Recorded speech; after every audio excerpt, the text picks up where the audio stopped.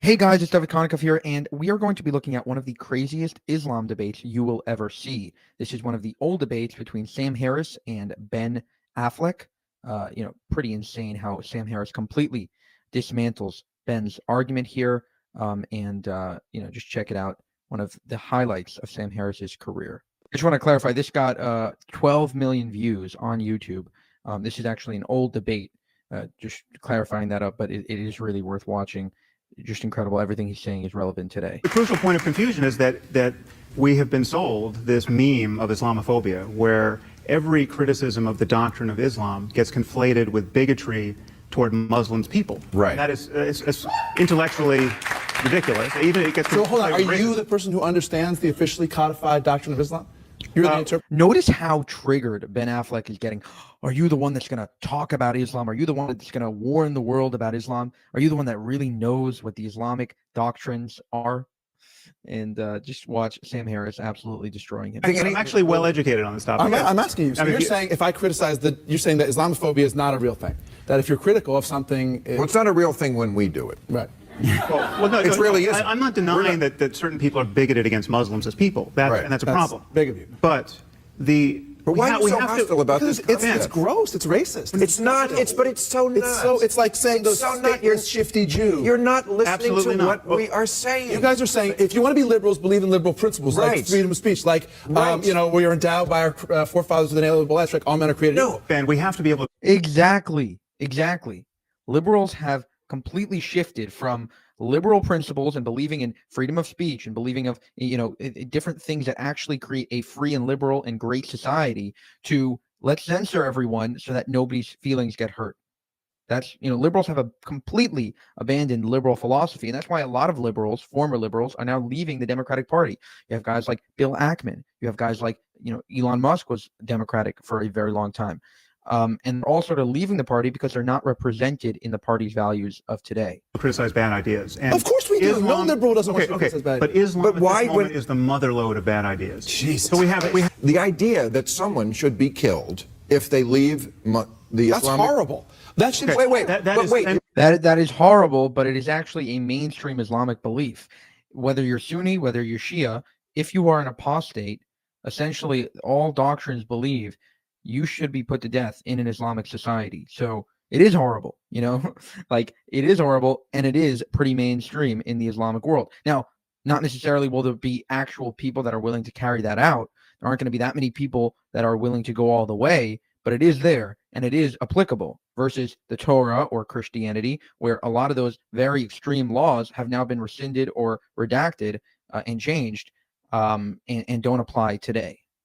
You're saying that the idea that someone should be killed if they leave the Islamic religion is just a few bad apples? The people who would actually believe and enact that you murder somebody if they leave Islam is not the majority of Muslims at all. Okay, let me break this down for you. We have, as you say, we have 1.5, 1.6 billion Muslims. Now, second biggest religion in the world, a quarter. Well, Ben, let me unpack this. Let me unpack this for you. Please do. We have just imagine some concentric circles here. You have at the center, you have jihadists. These are people who wake up in the morning wanting to kill apostates, wanting to die trying. They believe in paradise. They believe in martyrdom. Outside of them, we have Islamists. These are people who are just as convinced of martyrdom and paradise and wanting to foist their religion on the rest of humanity, but they want to work within the system. They're not going to blow themselves up on a bus. They want to change governments. They want to use democracy against itself. Those two circles arguably are 20% of the Muslim world. Okay, this is not the what are you fringe basing that research on? A bunch of poll results that we can talk about. So to give you one point of contact, 78% of British Muslims think that the Danish cartoonist should have been prosecuted. 78%. So I'm being conservative when I roll this back to 20%. But outside of that circle, I think that distinction is very important, but what he's saying about the fact that there are jihadists and then there are Islamists and then there are the rest of the peaceful Muslims. So you have the jihadists, the ones that are literally just total Nazis, willing to do whatever to blow themselves up for Allah. Then you have the people that also believe that but won't do it. And then you have the people that are just peacekeeping Muslims that maybe have some extreme beliefs and don't go all the way. But Ben Affleck doesn't want to hear it. He's still pissed off. He doesn't want to hear the truth, and he's sacrificing the truth for so-called kindness.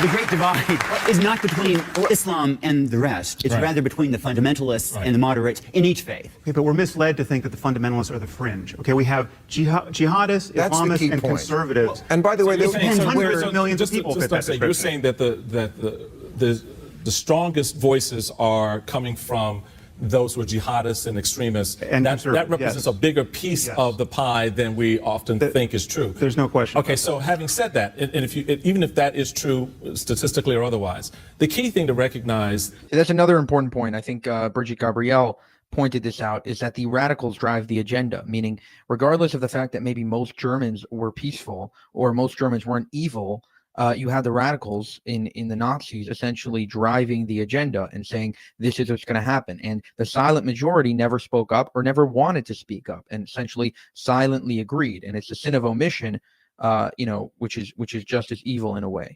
One reason they don't get exposed is because they're afraid to speak out, because it's the only religion that acts like the mafia, that will fucking kill you if you say the wrong thing, draw the wrong picture, or write the wrong book. So you do have, there's a reason why Ayaan Hirsi Ali needs bodyguards 24/7. You do have that element of fear as well. He fell into that so well.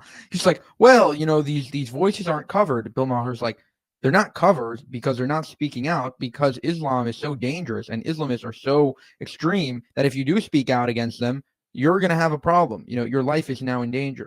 We've killed more Muslims than they've killed us by an awful lot. We've invaded more Muslims. I'm not for more killing. An awful lot. And yet somehow we're exempted from these things because they're not really a reflection of what we believe in. We did by accident. That's why we invaded Iraq. We're not convinced. Okay, what Ben Affleck is doing here is obviously suicidal empathy. He's saying, well, in the past, we did such bad things to them that now we have to be empathetic towards them, even though they want to destroy us.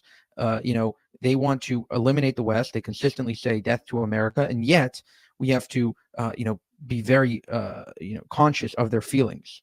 And it becomes a big problem because in the West, you have so many people that have this derangement of suicidal empathy that they're too scared to speak up. And you have Christopher Hitchens warned about it. You have God Sod warning about it. You have Konstantin Kisin, Douglas Murray, Sam Harris, all of these people saying suicidal empathy and this idea that you can, appease the Islamists is going to be the death of the West. Okay, let me just give you what you want. There are hundreds of millions of Muslims who are nominal Muslims, who don't take the faith seriously, who don't want to kill apostates, who are horrified by ISIS, and we need to defend these people, prop them up, and let them reform. Dude, you're talking ISIS couldn't fill a AA ballpark in Charleston, West Virginia, and you're making a career out of ISIS. It's not just ISIS. It's all jihadists. It's global. It's a phenomenon of global jihad. I think that's the opposite. There is those things. There's ISIS. There's global jihadists. The question is the degree to which you're willing to say, because I've witnessed this behavior, which we all object to on the part of these people, I'm willing to flatly condemn those of you I don't know and have never met. No, this is not based on people. It's ideas. And people who believe in those ideas. Based on reality, Ben. We're not making it up. That in the Muslim world, it is mainstream belief. All right, so that was the end of the debate, and I think it's very important to point out this simple problem between Ben Affleck and Sam Harris. Ben Affleck doesn't want to be able to criticize Islam. Sam Harris says the only way to stop jihadists and Islamists is to be able to criticize the ideology, the center of the issue. And instead of saying 50,000 Muslims committed terrorist attacks, Ben Affleck wants you to basically say 50,000 people committed terrorist attacks. He never wants you to make the connection or recognize the pattern because he never wants the problem, or he's unwilling to solve the problem if it's uncomfortable to call out Islam as a bad idea. And Sam Harris is saying, well, if you're not going to be able to criticize bad ideas, you're going to keep on having the same results of these jihadists getting away with terrible acts and continuing to commit them. For more, subscribe to the channel. If you want to help us make more of these videos, you can go to buymeacoffee.com/JewishUncensored. That's buymeacoffee.com/JewishUncensored. I'll leave that in the description below. Share, subscribe, like, do all the good things. Thank you, and have a good one. Hey guys, if you enjoyed this content, consider clicking here for the next video, as well as subscribing. And if you want, you can support us at buymeacoffee.com/JewishUncensored, as well as going to our other social media platforms. Thank you, and have a good one.